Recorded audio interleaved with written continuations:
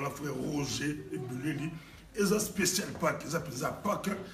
Après Milolo Minene, 2 jours à mon nene awa na Bruxelles avec frère Roger Buleli, tout le tous en plus en beauté frère Roger Buleli. Beauté, puis beauté avant de connaître, ça va dans la biso, Zambé à Bambolabino, pour tous croire que à Saïb Sosungolu, pour tous cela il va les la bande de Pâques et Nicole Bani dit Pâques, si François Pâques pour Nayo, Pâques et Nicole Bani. Pâques, normalement, ils allaient fête, et ça m'a dit dans Israël, tant Israël entre le main et l'Égyptien. Alors, on a joué, on a fait ces recommandations et pas à Moïse que beaucoup de mamans en pâté et puis beaucoup de makila, beaucoup de chat, na balento et puis beaucoup lia moi en pâté on a à la hâte. Vous allez début parce qu'ils allaient Pâques et encore. Donc, Pâques, ils ont annoncé la libération d'un peuple qui était retenu captif entre les mains de l'ennemi et qui a abîmé au fait na maboko ya ennemi nzamba pesi et sikato azo memaye na sika oyo ya kimia. Donc c'est ça la Pâques. Donc Pâques pour la biso ba na Zambé ils ont dit to bima na masou les tozo qui est sur le chemin la Canaan, c'est-à-dire tozo qui est dans le royaume de biso. Frère Roger Buleli, gendarme ou policier dans l'évangile. Tous en frère Roger Buleli. Mais pourquoi Jésus-Christ il fallait fêter Pâques? Oui, ils ont fêté Pâques, a fêté 3 Pâques. Hein, donc, mais Pâques, oui, a fêté 3. 3, ils ont fêté, ils ont qui très important, ils ont rendu 3e. Parce que tous ça la 3 fêtes, il y a Pâques. Parce que Pâques à Liboso, ils ont rendu Niamo Bazo Boma, ils ont Moïse. Là, la musique, nous avons testé noté, Toroboma Bazo, la Nabiso. 2e Pâques.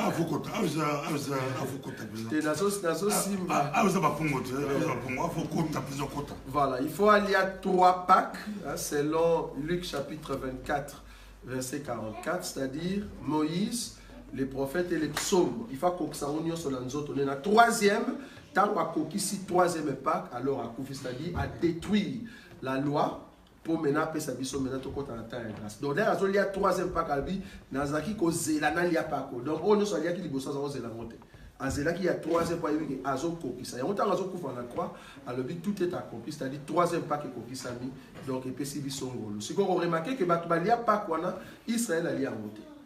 Batubalia yango ils a rendu biso. Pour biso de côté maintenant après 3e Pâques pour te lier temps en grâce. Maintenant Israël a raté yango. Pourquoi? Parce que la loi est lobby. Ceux qui vont rater Pâques, oyo ya liboso, boya kolia Pâques na moi oyo kolanda. Pourquoi? Parce que bo simba qui est bembe. Ah, tu comprends que muta simba est bembe. Ils ont rendu Israël. Israël, allez à Pâques chaque année. Roger Buleli, les lois les bases on les Pâques toko, même koufi le roi blague, même koufi les lois sont. Bon, on comprend que vous avez sur la Pâques physique. Donc, on a la Pâques na likolo. Yom to bito kota mozindo. En fait, on bet ali solo ya mpong. Yo ni kama mpong.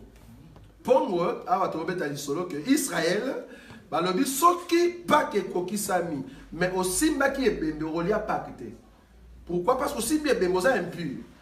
Le corps simbi ebembe rolia Pâques te. Ba lorsque bakisi soki ebembe wana eza pembeni ya ville moko songolo ba okota na kati ya ville wana ba kotuna ba chef il y a une ville et bembe on a ndenge za pembe na ville na bino donc bino ko lia Pâques te oh mo bembe o ekufa ezara Yesu yenda za kebembe akufa pembe ya ville ya Jérusalem donc ba toi Jérusalem ba ko lia Pâques te Jérusalem physique bazana droit ba lia Pâques te ba c'est la 2e Pâques ah donc premier Pâques to zo lia siko za ndenge biso dans l'église soki to 6 Pâques na biso to kei na 2e Pâques Israël isumu na ye ndenga simba ki bembe ya Yesu va cracher sur lui, les sous ne va pas limiter ça. On a relié Pâques, mais et le monde a les deux.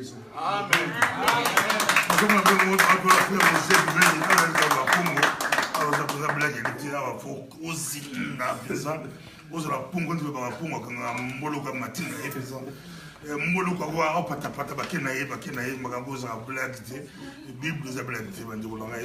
Bible faut y aller, on se voit bien monter, ils ont passé. Mais pour que le pasteur, mon babou qui église là, qui ça, babou qui église là, pour mon vision, d'autres on a vision là, et comme il est ngambo. Comment il faut expliquer on passe voir ça à mon vision que dans 2 ans, ceux qui présent Sakani, ceux qui présent à Sika Sakani, à Rosali Kama, Bat Basidiki, côté des pasteurs, Baraté, mais l'église là, il est un coup. Bon, ceux qui ont la vision, ils sont au doute dans la vision, ceux qui ont la vision, ils ne sont pas en colo. Ce qui nous a mis dans le lobby, que le chef de l'État, soi-disant, assassiné et qu'il y ait Azul Vision, on a tout comme si nous avons, mais biso to sera pressé à remettre à Moutoumabo pour pas cette vision. C'est un Zambie là, un Zambie, un Zambie là, mais expliquez-moi bien, Zambie avec la balle. Bon, il y a une vision, il y a un chef de l'État qui coupe à toi, qui coupe à toi. Biso na temps au moyen to kota na domaine on les a été parce que écriture et biso nous n'avons pas à juger ceux du dehors. Moi souci na biso. C'est seulement ceux du dedans. Président Azam Talibanda vision sur na zui pour na yé. Ata sambi la mais Azam Talibanda. Bon na éviter sur assemblée là. Bon yom to lobi. Moi biso na to ba ko sambe là, ezate ko ke na église moko ba ko fuka mo sambe te ko sambe là, ezaka bomo yali lo ba to moniango. C'est pas parce qu'on est dans l'église 15 ans, 20 ans, mais tout le monde a ta vie à bon Zambé. Un chrétien, c'est celui qui met en pratique la parole de Christ. Mais le prophète, la Bible, le prophète, la Bible, le message, d'accord, quand il montre le bien, le prophète, il y a Bible. Basolo là na barwa wa ya Israël. De fois ça la peuple moko pour prophète wana asola na so ki bokonza mboka za mwana ya famille na biso. Et donc écoute ane to sola na yi. Mais so za mwana famille na biso te makamna ba petali biso te. Biso ko ta banda ko mabanda ko batute. Makamna biso to sola ka biso na biso. Donc ya za mwana ndako mosusu Biblia ni to juger bangote. Mais so za ya kata ndako pa na biso. Tu juger na kimia nyonso. Bon, ceux qui wale sa moni que bazanda moko ya wake ko pese message, tu comprends que baza papa moko. Mais biso tu comprends que pour le moment président de la République, tout ça n'est papa moko. T'es église va bouki mais il faut comprendre que monde de pandémonium, tu as eu qu'on soit dans la mort, mais la boutique aux arabes hein. Ouais, ça monde de pandémonium. Donc pandémonium, na mort il go bete ma kofi na poka yo bete ngali kope ma kasa ko banga tes ay protocos. Ouais, ça monde de pandémonium. Non, c'est n'a pas passé un frère Roger la Bible pour toujours Genèse 15, bon tu as été Genèse 15, mais avant de compter la Genèse 15 en gros, frère Roger lit de Cameroun comme moi, il explique biso comment aigle akanga koba kana ne kolo a matine de kolo a boa kena di banga ya lokoti ale mais balabi zora léopard moi léopard aigle ni ami quoi léopard aigle qui tagi poise à mon léopard a tendagi musika zora léopard ba matanzete ou que léopard matanzete oui léopard matanzete la vitesse sur la matanzete a kangi aigle il ngolo balindi c'est la sens. Bon, voilà, on a film, mais tu as vision. Parce que tu as expliqué vision. Tu as expliqué en gros, on a un tigre, un léopard.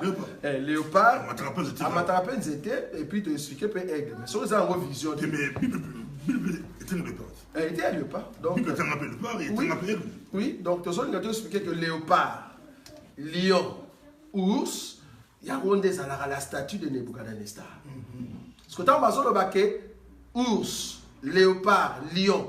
Ah, ce que tu as dit, léopard. Donc, léopard, parce que léopard, bibliquement parlé, c'est la Grèce. Donc, léopard, à Mati, pour un aigle, en continuité à léopard, il y a la bête terrible et épouvantable. Oh, la bête terrible et épouvantable, c'est la Rome. Donc, aigle, on va au Nikolo et à Nzete. Bakangi pour aller dans Nzete. Aigle, à matin, dans Nzete, c'est la Christ. A matin na nzeta kufi na croix na bois pour aigle wazaki roma bete basete yes est-ce que moi si on est tigre zo beta aigle nzete to ba film to ba cracha mais tigre na bosanaki to léopard a bosanaki que aigle nenga mati wana a okufa na croix parce que ça s'ouvrir aigle ta comme andani Amitiki, gloire à Dieu parce que l'Iwa a nyon ko sekwa nango azonga aigle. Donc aigle a consacré ta koufi. Après la mouka boti ma papa matis. Donc tika tika. Amen. Na sema ni bobo kwa Roger, yes na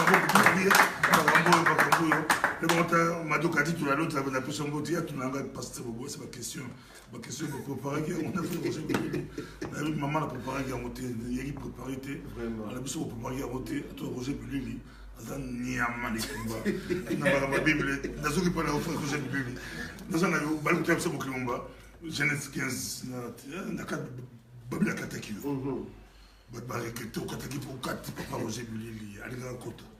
Genèse 15. Oui, donc dans Genèse 15, au total la fois passée, dans verset 9, et l'Éternel lui dit, prends une génisse de 3 ans, une chèvre de 3 ans, un bélier de 3 ans, une tourterelle et une jeune colombe. Abraham prit tous ces animaux, le coupa par le milieu et mit chaque morceau l'un vis-à-vis de l'autre. Mais il ne partagea point les oiseaux. Il ne partagea point les oiseaux. La Bible continue. Les oiseaux de proie s'abattirent sur les cadavres et Abraham les chassant. Au coucher du soleil, un profond sommeil tomba sur Abraham et voici une frayeur, une grande obscurité vers la saillie. Et l'Éternel dit à Abraham, sache que tes descendants seront étrangers dans un pays qui ne sera point à eux. Ils seront asservis et on les opprimera pendant 400 ans. Je saute. Le verset 16. À la 4e génération, ils reviendront ici car l'iniquité des Amoréens n'est pas encore en son comble. En fait, tout le écriture, il y a Genèse chapitre 15, et Betali Solo, il y a d'abord 3 animaux, c'est-à-dire la famille du bœuf, la famille de la brebis et la famille du bouc, c'est-à-dire du chevreau. Pasoli bango, le kolambeka, mais babi en 2 morceaux. Et puis, morceau va l'un vis-à-vis de l'autre. C'est une explication. Mais bandeke, à pasoli bangote. Ok. On a pris cette explication parce que on a posé cette explication, tu peux ça côté la fois passée. Banyama o misatu, baza les animaux de la terre. C'est-à-dire, créa bango dans 6e jour. Ngombe, chèvre, na brebis, baza banyama o créa bango dans 6e jour. Mais bandeke, tourterelle, na colombe, créa bango dans 5e jour. Si vous avez mis ba kati ba on a 4 mais 2 morceaux donc morceaux vis-à-vis de l'autre. Les 3 animaux ezalaka sacerdoce mosaïque. Amen. C'est-à-dire nzamba zayi ko senga ba nyama pour Israël atumele mbeka. Na otuma mbeka na 3 nyama kaka. Atuma ba nyama mususu de ka 3 nyama. Donc ba nyama o ezalaka sacerdoce mosaïque ou bien Israël terrestre. Parce que Israël en terrestre Moïse nani Abraham akati ba on a katikan achele vis-à-vis de l'autre. Ça annonce la division du royaume d'Israël. Il faut nous avoir passé à Israël, l'un vis-à-vis de l'autre, mère et Jourdain kaboli bango. Moko koto et mususu koto, 2 royaumes. Samarie na Juda. Yes. Si ko bango misatu wana, il faut comme on attend. Oyo tana bango ko sila, pour comme attend ya bandeke. O bandeke, bazara le peuple du ciel. Amen. Bangombe baza peuple de la terre. Donc tant ya peuple de la terre il est qui, mais tant ya peuple du ciel il faut ya les tourterelles na colombe. Babi tourterelle na colombe. Mais son terme à kokana. Mais baza ndenge mokote. Moko za colombe, mususu za tourterelle. Donc, ezana na peuple moko za la colombe na tourterelle. Ah, so za les arts, ya passe, so les arts, ya passe. Amen. Makambo za mukulu makambo yo. Eza ka Bible, to la Bible do, to bi mite, Bible kaka. To la Bible. Bible. To le bi colombe. Peut to bongi mais to la Bible. Faut je bile mais pourquoi ba bi ki ba descendre là ba bon descendre. To so ya. Donc, on a bien colombe na tourterelle. Tu comprends que ceux qui va nyama on misatu, tana bango eleki et comme il y a colombe na tourterelle, oh il faut pas mi pesa le la meka. Colombe est en fait la vierge sage. La tourterelle est la vierge folle.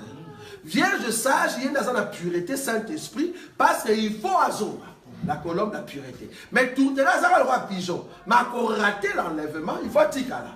Mais la Bible dit les animaux de proie, les oiseaux de proie. Tant on dit les oiseaux de proie, dans la Bible, les oiseaux de proie, et Zarabanyamao Balia Israël. Aigle, ça n'a qu'à dire, mais dans le sens, il y a aigle spirituel, dans le sens, il y a aigle ennemi. Non, aigle, ça c'est ennemi, oui. Azali. Il y a ennemi, Azali. Azali Kobangate. Oui, tu as là où Kobangate. Ah, aux Alandako. Aigle ennemi, Azali, la personne écriture. Tant que Baza pour expliquer la statue de Nebuchadnezzar. Oui, que Yesu Azali, les lions de la tribu de Shida. Vous en êtes d'accord? Mais est-ce que vous avez vu que Nebuchadnezzar n'a pas allé?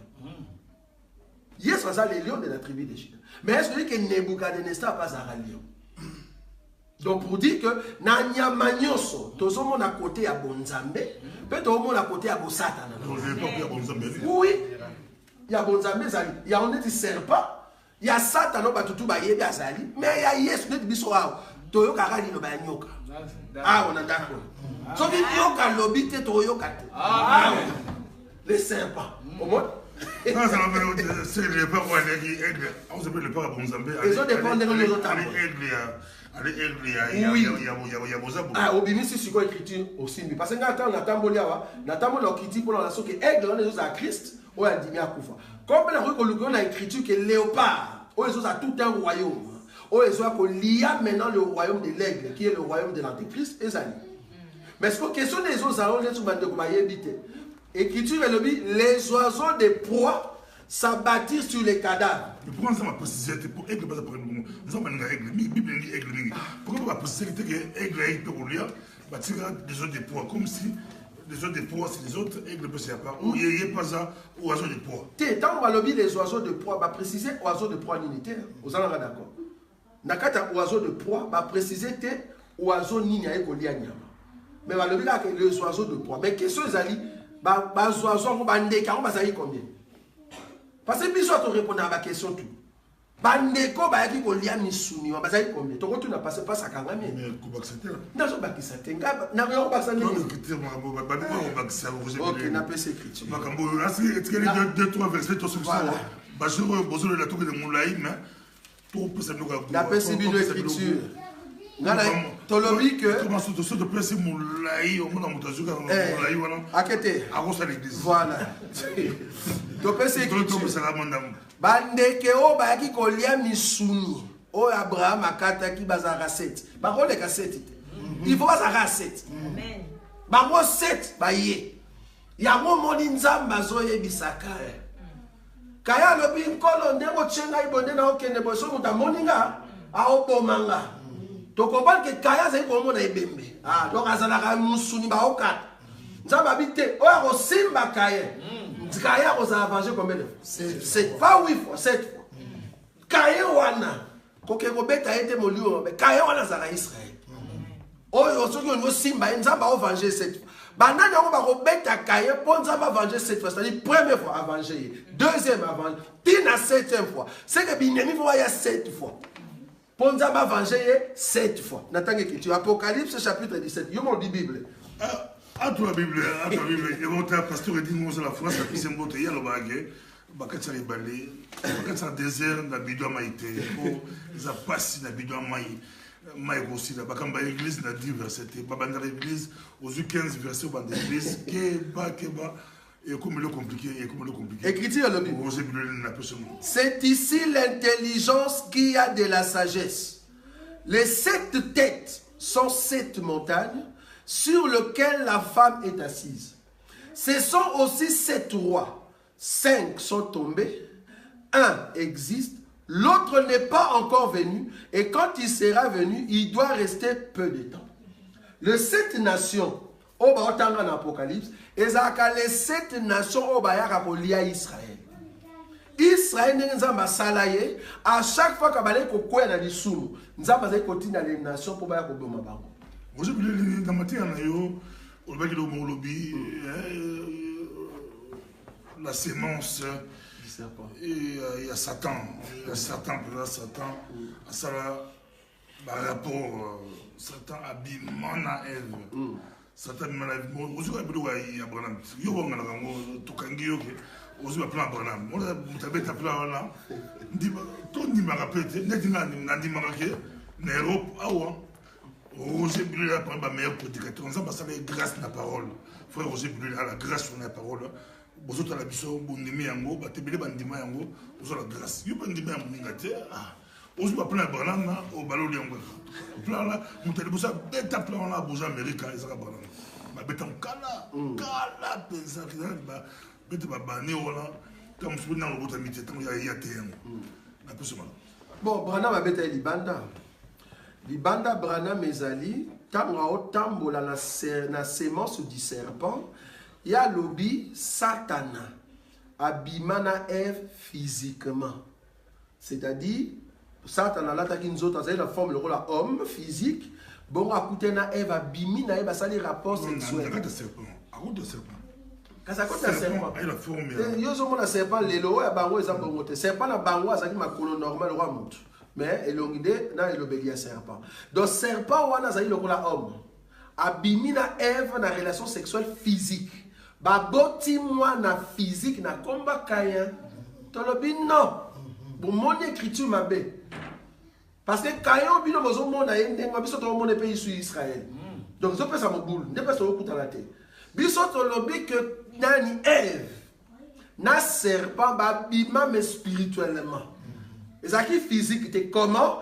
Parce que dans la relation sexuelle, dans bango, sexe, il y a Ève et Zalaka, oh, yo to monde a léoté pour qu'on a biso à Bassi. Mais si on spirituellement, Roger Billy, si on t'a dit au lieu de bimé nango, et comme on monte bon, bon, mais t'as dit l'eau comme mais bon, compliqué. Bon, ça peut être un plan, Roger Billy. Il y a un plan, il y a sur là-bas, on a tali déjà. Na on a consommé, na on a tali à l'eau. Pasteur Bobo. Il y a bimé na molimo, babimi, bon, t'as la Bible, la Bible, il y a le bit, spirituellement. Voilà. L'autre le bit, na physique. On va coûter côté moi. La verset à Jésus. C'est qu'après cette explication, ma belle, ce qui boye, bon, le col a paix, Nani Beyoncé, Azar, moi, c'est qui tourne dans le bar de Mokili. Toi, ben, quand tu fous à 80 millions, avant dîner, on va dire qu'on t'a laillé pendant 1 heure, l'oulié, paix ça et paix moi. Abota. Car na molimo. Biso atolo bake diable a koyi ko pimana invité physiquement pas bota Caïn. Oh yeso aloba que ça spirituel. Ne biso pas comme ça. Et là aussi mais ça juste. Donc diable est en solo lina Ève. Yes. Azo pesaye sémence. Tu l'as dit que la parole c'est une sémence. La Bible rajoute la foi vient de ce qu'on entend. Ah, on entend comment? Par l'oreille. Donc la sémence entre par l'oreille qui est l'appareil génital de la femme. Yes. Dans la partie honteuse de la femme spirituellement, elle s'en est l'itoï. Donc quand la Ève a fait ça qui diable l'itoï, a accepté la sémence. Il y a monguna. En d'autres termes, ça c'est une relation sexuelle, mais spirituelle. Il y a un moment de concevoir les péchés, pas Caïn, les péchés. C'est ce moment-là. Donc spirituellement, pas koufi. Donc le diable a continué sémence, il y a mabé. Donc le but que relation on est dans la naissance, il y a parole. Oh il y a yokaki, à côté on a dit toi inaye, andimi yango bakwei. Ne pas se vendre. Non c'est expression pas quand tu fais expression pas aux goût. Mais tout ça c'est pourquoi Israël n'a pas tabernacle, n'a pas temple, basi ba na plastique, basi pour tout. Basi va sur la parvis, la parvis extérieure, basi va sur les côtés. C'est qui coutume là-bas, c'est qui loi, c'était pourquoi nous sommes pas boy qui basi, basi ça ma coutume, ma place moi basuka, basuka place moi pourquoi. Merci beaucoup. Je crois que nous taillons la loi on les a Moïse té, ils appellent coutume té, principe et outaki dikolo. Nzambe. D'abord moi ça pour ça. Toujours pour ça, il y a un mot dit moi c'est moi té, ça té toujours ya. En fait, Moïse va essayer de battre Ngomba. Yaka Otala. Oyo mona kuna reproduire yango nase. Donc Moïse a été dans le cas de Amati. Tango Amati.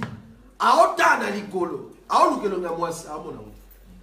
Na likolo, moi c'est ate. Na likolo moi c'est ate. Donc a Otala sacerdoce, a omona mwasi. Tango akiti a reproduire biso Aaron. Na banana e 4 to comprends que na lola toza na mutu moko za na katikata za entouré na 4 personnes. Ah donc on voit les 4 êtres vivants bazara ne banao. Amen. Ozomona ce que sacerdoce soit na ba ange na liko aluki ange a mwasi amoniete. Tawa kita habite ba levi boya ya mibali ya basité. Boza tout autour na robot travail. To comprends que sacerdoce. Amen. Ange moi na ba ma forme. Je vous salue Marine. Anja moi pourquoi? Faut te une question. Nalikolo. Bible dit que personne n'en est monté au ciel. Si ce n'est celui qui est descendu, le Fils. de l'homme qui est dans le Lola, Moutaza Mobali. Parce que Mobali, on a une autorité. Moutinho, il faut y a une autorité sur la terre. Il y a une autorité pour ça.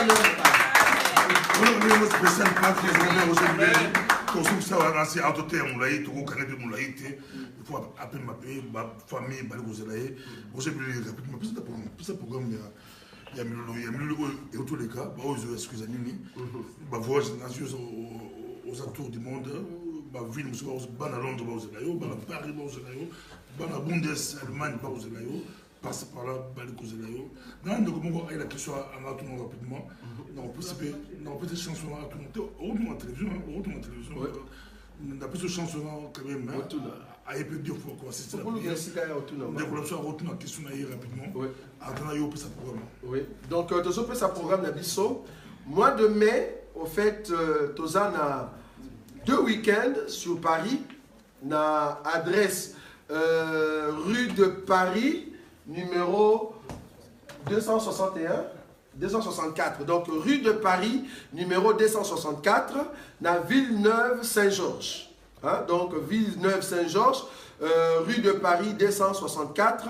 Dans le 2e week-end, il y a mois de mai. Dans le 3e week-end, il y a mois de mai. Vendredi, samedi, dimanche. Vendredi, samedi, dimanche.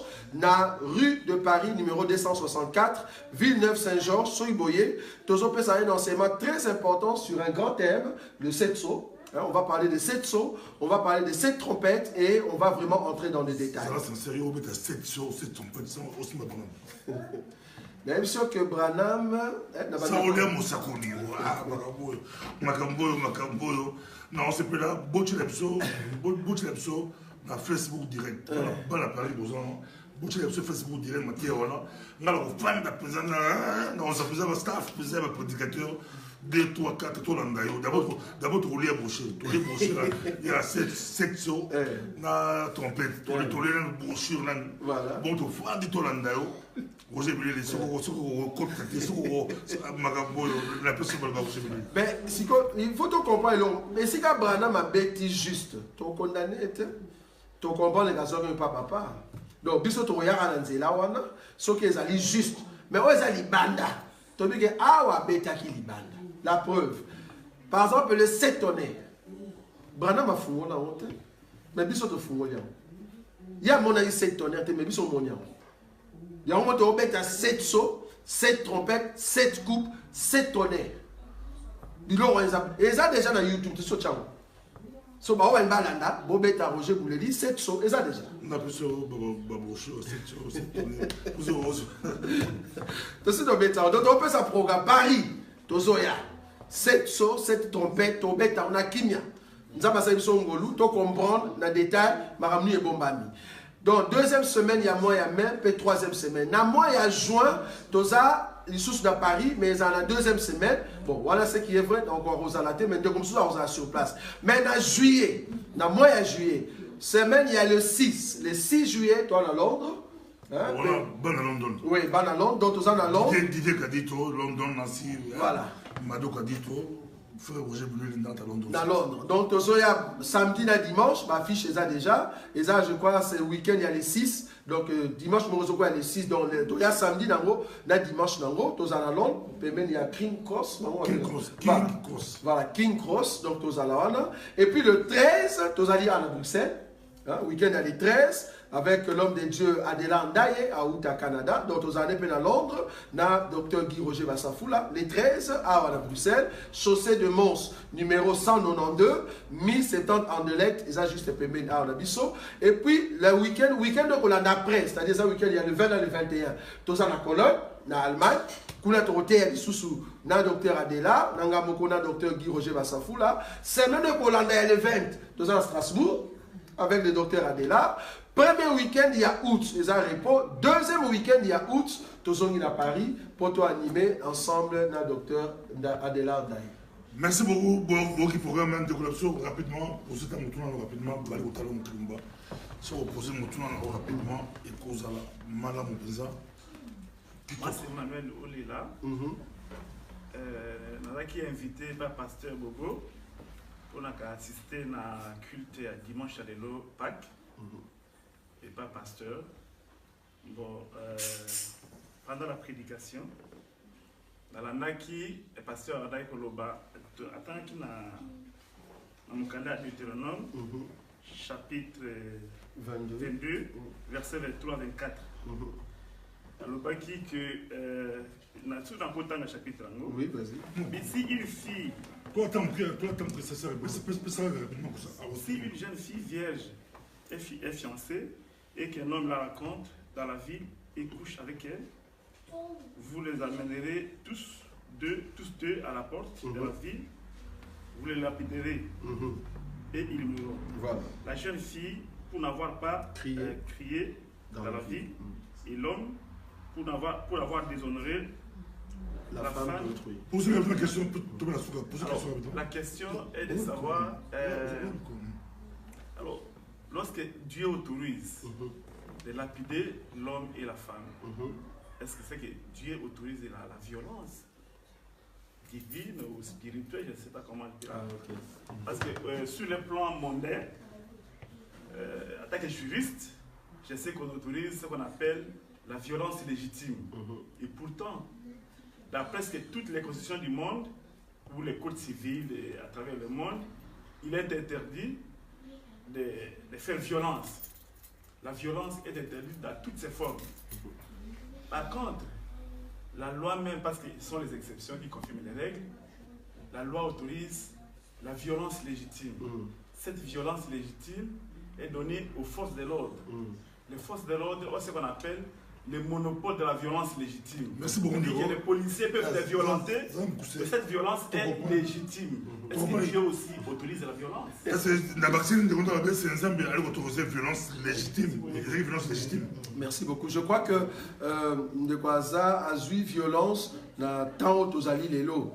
Mais tout ça, na écriture en tant qu'il y a des Deutéronome les lots. Ça c'est la loi mosaïque. La loi mosaïque, ils ont qui permis la loi wana que moi si oyo a sali kobo donc ou bien bimna on va nous sous alors qu'à fiancé ba lapidé. La loi mosaïque c'était comme ça. Il y a un moment Nathan et Jésus tant bakangi moi si en flagrant délit d'adultère. Bah il y a Nathan et Jésus, on a vu que tout Moïse. Tant et Jésus, bah il y a babi. Moi si babalité moi ça fiancé. Oui, ouais fiancé, ouais c'est ça. C'est qu'on a Nathan et Jésus. Moi soit azaki marié, c'est-à-dire ça mon bani mais bakangi en flagrant délit d'adultère. Bango balobi na loi ya Moïse ba esaki biso to lapider mutaboy. Yo Yesu olobino. Donc même le temps de Jésus, cette loi continue. Mais tu le dis que le col à Christ a sa koufi na croix.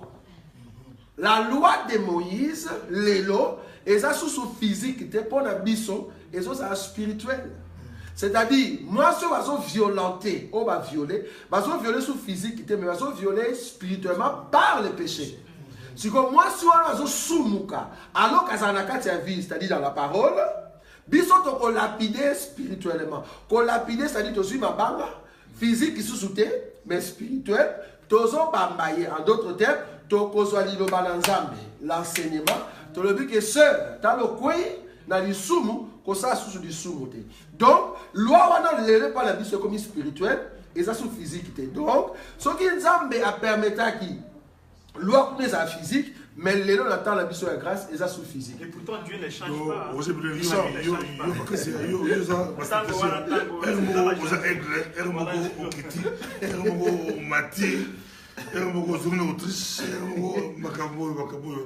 merci beaucoup, frère Roger Buleli.